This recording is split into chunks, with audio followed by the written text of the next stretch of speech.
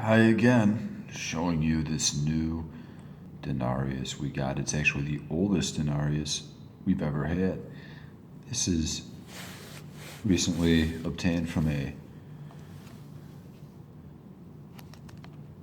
Naville Numismatics. They're in London, and this one is the 214 to 213 style. And looks a little rougher, looks a little uglier, but you can tell there's a lot of differences between this and most of the ones we have showing up after 211 BC, which is when I believe there was some kind of monetary reform. And most of the denarii I've shown you. Not sure if I showed you this one yet. I got this one recently too, but that's after 211 BC. This one you certainly saw from Kunker. I showed you this one after 211 BC. This one I recently got too, the Spearhead series, 209 BC. And then we've shown you these, right? The 207 BC, the Crescent series. And all of them, of course, not as old as this one, from 214 to 213 BC. This is one of the things we're probably looking even rougher in the Second Punic War. And you can see, maybe not interestingly, but you'll notice at the bottom there, the Roma, unlike pretty much all the other ones, denarii that we've seen.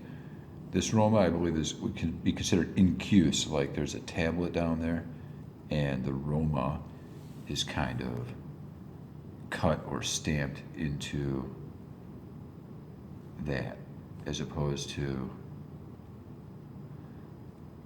being sort of raised text that says Roman. Of course, you can't even see it on that one, but let's see if we can find you one. You can see the letters of Roma are thin, like they're raised, almost look like straws, drinking straws.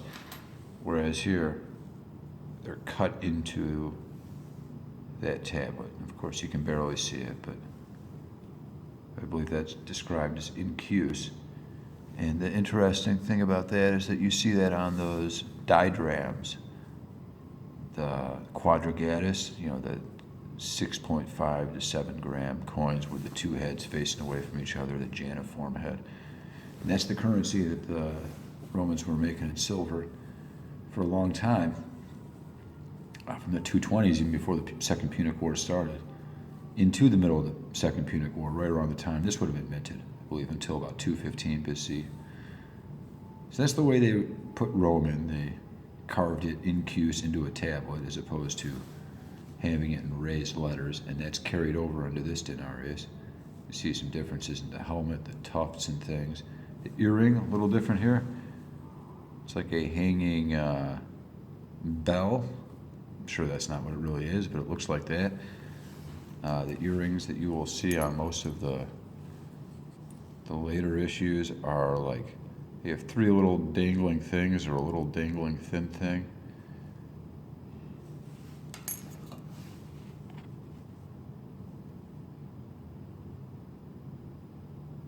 There you go, but not a big fat bell hanging down like you see on this one. But really just that face, right? That's a mean, rough looking face. And what would you expect? It was a tough time. So, big ups to them at Naville Numismatics. This was just one of their internet auctions. I'm sure I ended up paying more than 35 pounds for this, but it was not much. These are fairly scarce, though. That's why I've never had one before. I always hoped I'd hold out to get one in better condition, but this one's well centered. And at least on the front here, I can see what's going on well enough. And so I got it. And maybe someday I'll be able to supplement this range with a nicer example of this kind. You see just a lot of little style differences. The stars are just like sort of five, like an asterisk up there.